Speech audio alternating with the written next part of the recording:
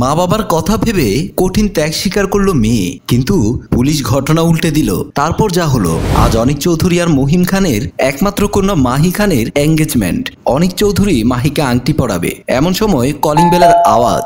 মহিম খানের স্ত্রী সাথী drawing room থেকে বের হয়ে মেইন দরজা খুলতেই দেখলো পুলিশ অফিসার রেজাউল ভেতরে প্রবেশ করে একেবারে ড্রয়িং রুমে আসলো। পুলিশ দেখে সবাই অবাক। রেজাউল মহিম খানের পাশে দাঁড়িয়ে মুচকি একটা হাসি দিয়ে বলল, সরি, অসময়ে ডিস্টার্ব করলাম, কিন্তু না এসেও কোনো উপায় ছিল না, তাই তো আপনাদের এই বিশেষ মুহূর্তে কাবাব মে হাড্ডি হলাম।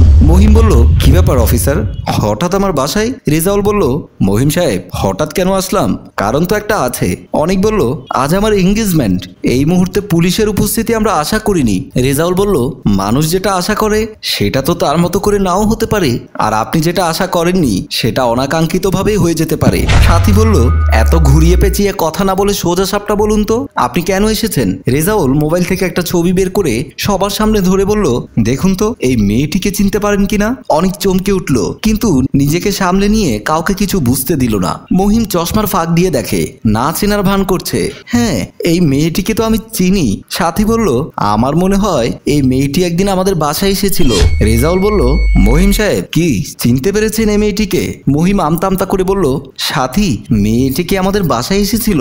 কই, আমার তো মনে পড়ছে না। সাথী বলল, তোমার সাথেই তো এসেছিল, কিন্তু কেন অফিসার? অনেক বলল, অফিসার আপনি কিন্তু বিরক্ত করছেন, রাত 10টা বাজে, এত রাতে একটা বাসায় এসে সবাইকে প্রশ্নবিদ্ধ করার মানে কি? রেজাউল বলল, সরি অনিক সাহেব, আসলে এই মেয়েটা আজ আত্মহত্যা করেছে। মাহি বলল, কি বলছেন, কি কারণে আত্মহত্যা করলো? রেজাউল বলল, কারণটা আপনার বাবা মহিম খান। সবাই জেনে চমকে গেল, একজন আরেকজনের দিকে তাকিয়ে কি বলবে বুঝতে পারছে না। মহিম বলল, এটা সম্পূর্ণ মিথ্যে কথা, আমার বিরুদ্ধে ষড়যন্ত্র। সাথী বলল, অফিসার আপনি মিথ্যে বলছেন, আমার স্বামী আজ সারাটা দিন আমার চোখের সামনেই ছিল, তাহলে কিভাবে এই মেয়ে আত্মহত্যার কারণ হলো? অনেক উত্তেজিত হয়ে বলল, এই অফিসার আপনি আমাকে চেনেন? আমার সাথে এসি ডিসি কমিশনার সাহেবের সাথে ওঠা বসার সম্পর্ক। আপনি কোন থানা থেকে এসেছেন বলুন, এক্ষুনি আপনার বিরুদ্ধে আমি ব্যবস্থা নিচ্ছি। রেজাউল মুচকি হেসে বলল, রিল্যাক্স অনিক সাহেব, আপনি তো প্রথম এই মেয়েটিকে মৃত্যুর পথ দেখিয়েছিলেন। মাহি বলল, অফিসার আপনি কি উল্টোপাল্টা বলছেন? অনিক বলল, আপনার কাছে কোনো প্রমাণ আছে? আমার হবু শ্বশুর আর আমি এই মেয়েটির আত্মহত্যার জন্য দায়ী। রেজাউল বলল, ম্যাডাম আপনারাই বলুন, কার প্রমাণটা আগে দেব? মাহি বলল, আমার হবু বড় অনেক কি করেছে সেটা আগে বলুন। অনেক মাহির কথায় কিছুটা অবাক হয়ে বলল, কি বলছো মাহি, তুমি কি আমায় অবিশ্বাস করছো? মহিম বলল, অফিসার অনেক নাটক করেছেন, এত রাতে ডিস্টার্ব করে আমাদের সুন্দর মুহূর্তটাকে বিষিয়ে তুলেছেন, এবার আপনি চলে যান। রেজাউল বলল, মাহি ম্যাডাম যখন শুনতে চেয়েছে তখন না বলে কি করে যায়? মাহি ম্যাডাম, আপনার হবু বরের পিএস ছিল এই মেয়েটি, এই মেয়েটির নাম লতা।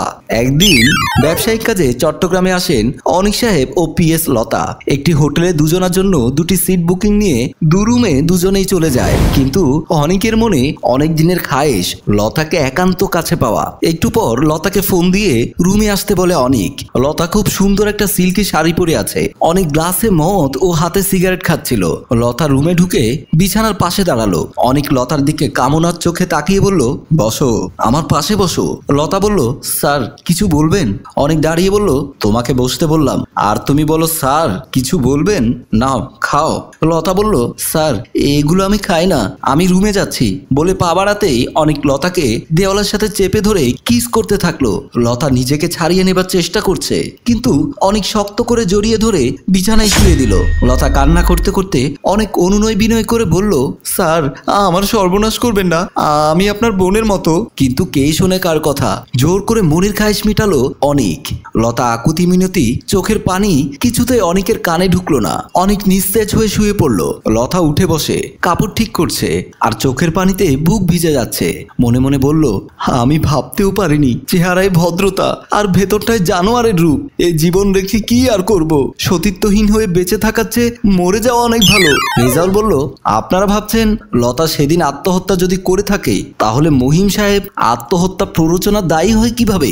না, সেদিন কিন্তু লতা আত্মহত্যা করেনি। সাথী বলল, তাহলে? রেজাউল বলল, গরিব মা বাবার কথা ভেবে নিজের ইজ্জত হারানোর কষ্ট ভুলে আবারও পথ চলা শুরু করলো। মাহি বলল, লতার জায়গায় আমি থাকলে আমি আগেই অনেককে খুন করতাম। ছি অনেক, ছি, তুমি এত খারাপ, তোমাকে তো আমি বিয়ে করব না, কোনোদিনও না। অনেক বলল, হ্যাঁ আমি সেদিন চরম ভুল করেছিলাম, কিন্তু আমি সংশোধন করার চেষ্টা করেছি।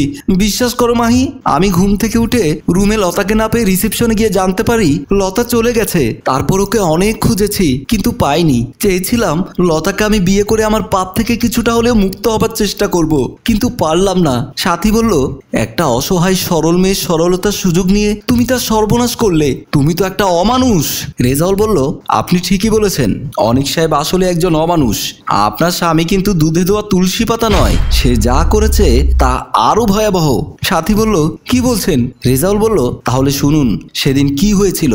আপনার মনে পড়ে একদিন সন্ধ্যায় আপনি কলিং বেলের শব্দে দরজা খুলতে দেখলেন মহিমার একটা মেয়ে দরজার সামনে দাঁড়ানো। ভেতরে ঢুকলে মহিমের কাছে জানতে চায় মেয়েটিকে।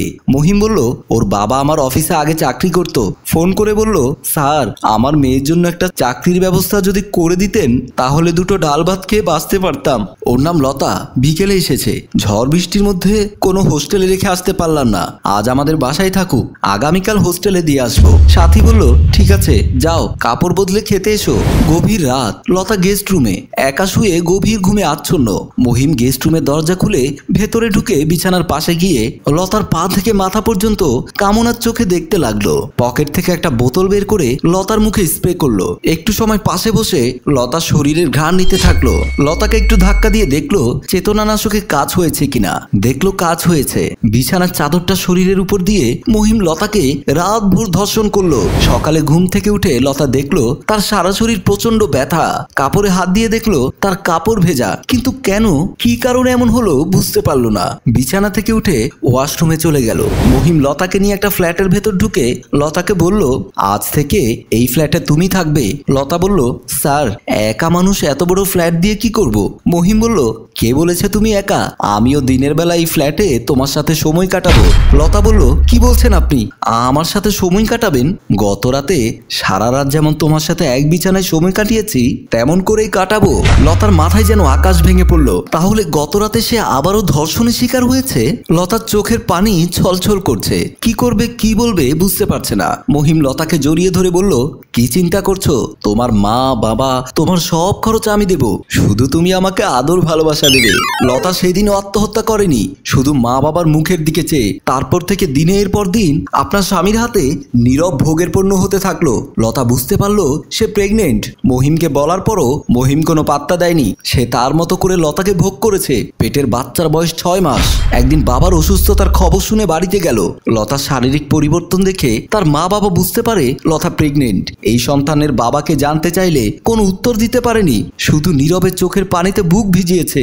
যে মা বাবার জন্য লতার নিজের কথা ভাবেনি, নিজের ইজ্জতের কথা ভাবেনি। শেষ পর্যন্ত সে মা বাবার কটু কথার অপমান সহ্য করতে না পেরে আজ দুপুরে লতা আত্মহত্যা করেছে। পুলিশ অফিসারের কথা শুনে সবাই চুপ। সাথীর চোখে পানি। মহিম কান্না করতে করতে হাত জোর করে সাথীর কাছে ক্ষমা চাইছে। মাহি এমন নির্মম মর্মান্তিক ঘটনার বর্ণনা শুনে অবাক হয়ে কি বলবে বুঝতে পারছে না। রেজাউল বলল, অনিক ও মহিম সাহেবকে বলছি, জীবনে অনেক পাপ করেছেন, এবার না হয়ে একটু পুণ্যের কাজ করুন। অনিক বলল, বলুন অফিসার কি করতে হবে? রেজাউল বলল, লতার লাশ মর্গে পড়ে আছে, লাশটা দাফনের ব্যবস্থা করুন, আর ওর মা বাবার ভরণ পোষণের দায়িত্বটা নিলে আমি খুশি হব।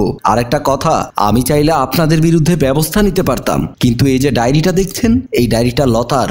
ডায়েরির প্রতি পাতায় লেখা কথাগুলোই আমি এত সময় আপনাদের বলেছি। লতা আপনাদের ক্ষমা করে দিতে বলেছে, তাই ক্ষমা করলাম। বলেই রেজাউল রুম থেকে বের হতেই মহিম সাহেবের মোবাইলে কল আসলো। কল রিসিভ করতেই অপর প্রান্তে কান্নার আওয়াজ। মহিম সাহেব বলল, কে বলছেন? অপর প্রান্ত থেকে লতার বাবা হাউ মাউ করে কান্না করতে করতে বলল, স্যার লতা আর নেই, একটু আগে রোড অ্যাক্সিডেন্টে মারা গিয়েছে। মহিম সাহেব লতার বাবার কথা শুনে যেন আকাশ থেকে পড়লো। মোবাইলটা হাত থেকে পড়ে গেল। থ মেরে দাঁড়িয়ে রইল। সবাই মহিম সাহেবের অবস্থা দেখে অবাক। সবাই প্রশ্ন করছে, কোনো উত্তর নেই। কি হয়েছে কিছুই বুঝতে পারছে না। এমন সময় মহিম সাহেব বলল, লতার বাবা ফোন করেছিল, লতা নাকি একটু আগে রোড অ্যাক্সিডেন্টে মারা গিয়েছে। এমন কথা শুনে সবাই চমকে গেল। সবার মনে একই প্রশ্ন, লতা যদি অ্যাক্সিডেন্ট করে রাত 12টায় মারা যায়, তাহলে পুলিশ অফিসার রেজাউল যে বলল লতা দুপুরে আত্মহত্যা করেছে, সেটা কি করে সম্ভব? প্রিয় ভিউয়ার, লতা আসলে কখন মারা গেল? অ্যাক্সিডেন্ট নাকি আত্মহত্যা? আর রেজাউলকে তার কাছে লতার ডায়েরি আসলো কিভাবে? বিস্তারিত জানতে দ্বিতীয় পর্ব পর্যন্ত অপেক্ষা করুন। গল্পটি ভালো লাগলে লাইক, কমেন্ট ও শেয়ার করুন। গল্পটি রচনায় ফেরদৌস অপু, প্রযোজনায় মঞ্জুর মোর্শেদ, পরিচালনায় রেজাউল কবির চৌধুরী, ক্যামেরায় রিমন।